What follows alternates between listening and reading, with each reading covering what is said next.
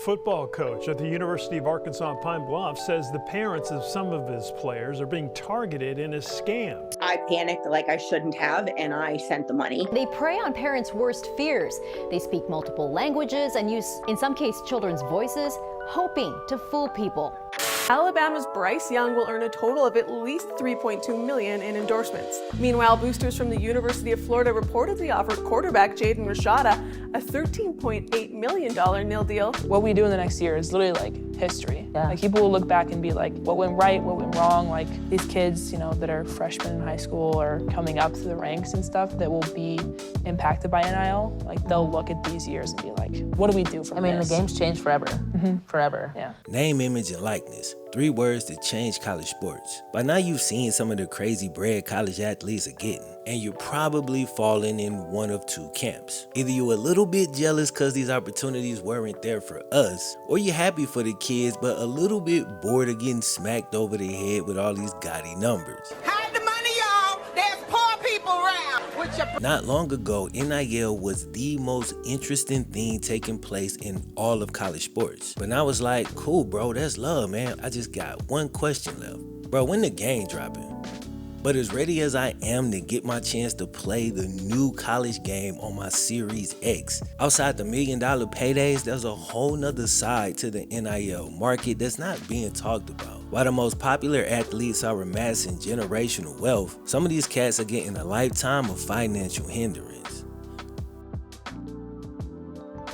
NIL scams run rampant in college sports, because when the NIL money came, bro, the scammers came with it. Or maybe more accurately, they came to get it. They follow the money, bro, especially when inexperienced people have it. While most coverage of NIL is about big 6-figure deals, and ain't a damn thing wrong with that, so please don't take that the wrong way. The point I'm trying to make is that most NIL deals are small, and they're usually one-off deals for athletes happy to get what they can. But according to this article that was posted by Bloomberg, that's opened the door for new forms of exploitation.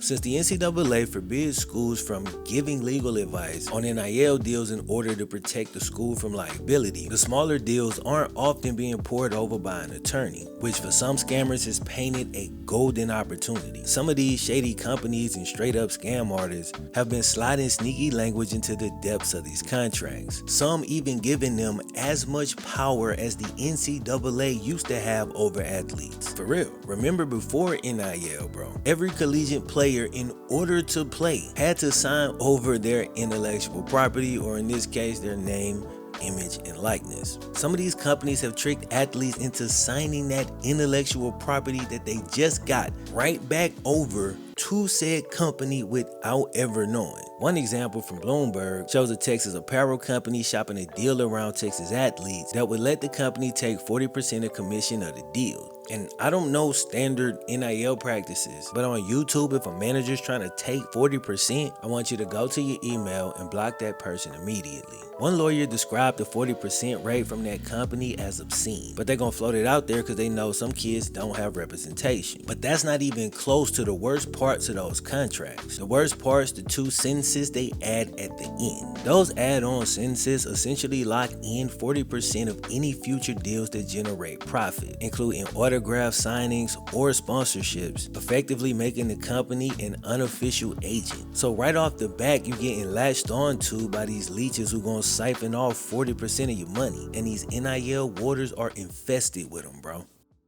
Alright man, real quick bros, let's take a short break to discuss today's sponsor, Bespoke Post. Bespoke Post is a monthly membership club delivering a box of awesome top shelf goods from under the radar brands. Bespoke Post is free to join, and you can either skip a month or cancel anytime with zero hassle. 90% of the products come from small brands, many of which are based right here in the US. And every month they introduce members to a cool new product: outdoor gear, barware, home and kitchen goods, clothing, and more. Even live oysters, all based on a preference quiz they have you fill out. Every box of Awesome has around $70 worth of goods inside, but costs you only a fraction of the value. every single month. You get a box of Awesome assigned to you, and before it's shipped, you can get a preview of what's inside. That way you can decide if you want to keep it, swap it, or skip the month entirely. You only pay for what you want. Or maybe you want to just sit back and let yourself be surprised, as the box lineup is constantly changing every month. So I got the Terror box because it speaks to your tough side and your chill side. You get this fire field knife, but you also get this little bird collar. Then when you come back in the house and your skin all dried up, this charcoal detox scrub will fix that immediately. Now I also got the beam box, which came with this headlamp, which is great for overexposing your video, but better utilized for either early morning or late night adventures, walks, bike rides, taking out the trash, taking out the dog. To get 20% off your first box of Awesome, click the link in the description and enter FlemLo at checkout. Or go to bespokepost.com/FlemLo so that you can get 20% off your first box. Shout out to Bespoke Post once again for sponsoring the video. Without further ado, it's time to jump back in. Those add-on sentences essentially lock in 40% of any future deals that generate profit, including autograph signings or sponsorships, effectively making the company an unofficial agent. So right off the bat, you're getting latched on to by these leeches who gonna siphon off 40% of your money, while in turn you get nothing, a real life leech, and these NIL waters are infested with them, bro. So now the NCAA doesn't own your rights, but neither do you. Company 17 has it. You unknowingly signed it over for $500 to post a picture of an NFT on your Instagram account. Former track star Kendall Spencer was the first student athlete to serve on the NCAA board of directors. So you're talking about somebody who's been on both sides of the equation. When it comes to this, he's got first and second hand experience. And when asked about the scams, here's what he had to say. There's at least 5 student athletes that I know personally who've signed away their IP rights in the state of Florida. It's just like a concussion. You're not gonna see the detrimental effects now, but you are gonna see it maybe 5, 6, and 10 years down the road when one of these kids has signed away their NIL for life. For example, that could mean an ex-athlete turned influencer having that company come back and demand 40% of everything they make on their channel. Maybe a late blooming athlete who 5 years from now has a thriving pro career. Say somebody like Brock Purdy. He wasn't a big deal in college. What if he signed one of these BS NIL deals that tricked him into signing away his NIL? Okay, so a very extreme and hypothetical example. What if NIL was around back when Tom Brady was in college? Backup quarterback for Michigan signs a BS NIL deal, unknowingly signs away his NIL rights, goes on to become the GOAT, but thanks to this BS deal that he signed back in college, now 40% of all them commercials, all his endorsements are going to this random BS company. That'll be wild. You couldn't even do a face scan for Madden without the express written consent of the people that scammed you back in college. Getting messed over via paperwork is the reason that a lot of people have fears of hiring agents, managers, or accountants. But it might actually be a reason you should have representation. Good representation that you can actually trust. The thought process to finding good representation is tricky, but it's similar to the thought process of growing out your hair. It ain't about how fast it grows, it's how much you can retain. Sleep with a bonnet so your pillow isn't stealing your hair gains. A representative is similar. You're not necessarily looking for the person that promises to come in and make you the richest. You're instead looking for the ones that's gonna keep you from getting robbed. Your financial bonnet, your value grows and they help you retain it. With that said, there's a reason that scam artists love targeting smaller NIL athletes instead of the big ones. If somebody offers you a $2 million contract, you're gonna spend a fraction of that on a lawyer to make sure everything's in order. But then when the deal's for like $300, price of the lawyer can eat up most, if not all, the profits. 300 quick bucks, man, I'm gonna post this shit on Twitter, get my car washed, buy some new shoes, and take my girl out to dinner. You ain't thinking it's serious enough to even need to hire a lawyer, which is the reason they target those size deals in the first place. According to a former athletic integrity officer, it usually doesn't make much economic sense for students to consult lawyers due to the modest size of the deals. And since the school can't help, a lot of students rush into agreements, but like they said, we won't really see the effects for at least a couple of years.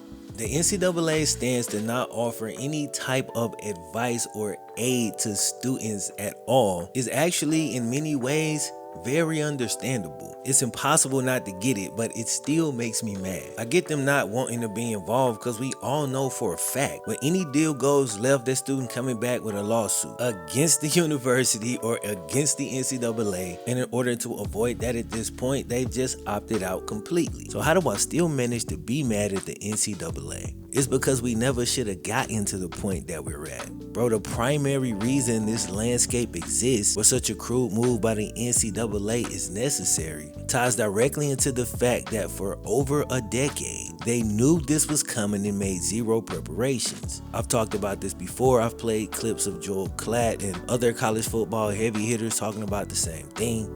But NIL didn't have to be the Wild Wild West. But the fact that leadership failed so badly has made the transition a lot more volatile than it needed to be. And the NCAA is the only one who had the power to stop this. Or if not stop it, at least mitigate it. They had 100% of the power, but they fought for amateurism instead of admitting defeat when they clearly had lost and then finding a compromise that could benefit everybody. Now we in this every man for theyself no man's land, and in my humble opinion, it all traces back to them. But the NIL landscape is still in its infancy. But the scammers currently attacking it are very experienced. They've learned many lessons from industries like the music business, throwing out a bunch of bad contracts to low-level artists and just hoping a few blow up so you can take all the money that you long ago tricked them into signing away. This type of mostly legal scamming is an old trick retooled, but this next scam is only possible with today's technology. Artificial intelligence has been wreaking havoc recently, but who can blame humans? It ain't like we've been making movies about this stuff for 40 years or something, literally trying to warn ourselves. But AI is here, and kind of like NIL, the people in charge sit back and did almost nothing to prepare.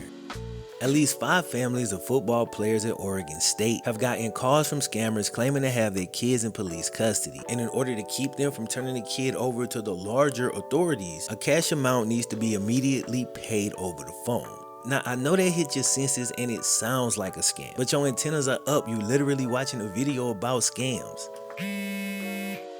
But imagine being a parent who didn't see this video and got woke up out their sleep at 3 a.m. in the morning. They know their kids is off to college, and now you hear a police station with police activities going on in the background. Then there's a dude claiming to have your son and daughter in police custody for public intoxication. These is college students. You try to contact your kid, but they not responding. They got waits in 2 hours. They've been asleep since 11. And then the last thing they do to convince you that this is real, they put the kid on the phone asking you to pay the money. Mom, can you please just pay them? Now, of course, it's not their kid, bro. They're using AI to mimic the voice and set up this whole scenario. With all the factors involved, you can see how some parents end up actually falling for this scam. But Gary Overman had a very distinct advantage over every other parent that's been targeted by the scam. Because when the scammers called pretending to have his son, he knew it was BS because his son was with him. Folks, beware. Gary Overman's son is Oregon State tight end Jake Overman. Last week, Gary says a scammer called him claiming to be an OSU campus police official. He told Gary that Jake was in custody for being drunk and disorderly and demanded hundreds of dollars. And that if I paid these, then it was going to be swept under the table and not become public knowledge, nor would they have to turn my son into the state police. What the scammer didn't know is Jake was home with his family on break. Gary says the scammers used technology to make the call sound more convincing. And it sounded good and it sounded authentic. You know, as mentioned earlier, with the background noise that this gentleman had, like they were at a police department. Very clear and very understanding. It wasn't like I was talking to another country. And he was smooth. He played along, tried to contact the real police, hoping they can somehow trace something back to the scammers. But before Overman could get the real police on the phone, the scammers caught on and ended the call. The same exact thing happened at Arkansas Pine Bluff, and between them and Oregon State, 9 families were targeted. Of the 9 families, only 2 ended up paying the money. Real quick, let's hear from one of the parents who did end up making a payment. I get a phone call and it says Arkansas. This gentleman says, "This is Officer Jenkins with campus security. I have your son Dean here. He's been arrested." Allison Saris says it's one of the worst nightmares for any mom, getting a call that her son was in jail. And on top of that, she was told she would have to pay $1,000 to get him out. I panicked like I shouldn't have, and I sent the money. Saris had just gotten back home to Ohio after watching her son Dean play in a UAPB football game. When she got the call, her son was asleep and unable to tell her right away that he was okay. I went right into mama bear mode and was like, oh my God, I can't have my kid sitting in a jail cell in Arkansas. But Saris is not the only one who's gotten a scary call like this. To me, it's obvious that they're targeting the football players. UAPB football coach Kyle Kramer says 3 other football families received similar phone calls within a few days of each other. Any young kid, it's a shame to be targeted, but obviously I think that they're a little bit more easily accessible to get information on. I mean, they have backgrounds and player profiles. The other 3 families were able to figure out it was a scam before paying any money. It's actually kind of comforting that they went after other players as well, because at first we just thought Dean was being targeted. I can't believe I fell for it, but. That mom tells me she's talked to her bank and they are working on getting her money back. But in the meantime, she and that coach are hopeful that a story like this will warn people to not trust those type of calls. If you sitting on the other side of the screen and you calling this lady gullible, you might want to chill on that, bro. It's different when you got kids. That's a different kind of love. She knew it was probably a scam, but for the small chance it wasn't, she just wasn't willing to risk it. Unfortunately, scammers feed off of that. It's like any decent feelings you have, somebody always trying to prey on it. That's why so many people gotta put up these walls and walk around with the mean mug with your guard all the way up. But hopefully you can carve you out some safe spaces in your life so you can let that thing down every now and then. But throughout history, whenever technology advances, there's always a black market trying to use it for petty crimes. AI is no different, and it causes a lot of issues. But it's doing some good too, you know what I'm saying, bro? It's how you use the tool. If your kid's in high school now, you're probably thinking, damn, this the crap I gotta deal with once they go to college? And hopefully not, but maybe. And even worse, you might not even have to wait. Last year, USA Today published this article saying they've spoken to 18 families of high school athletes who'd all unfortunately fallen into the same scam.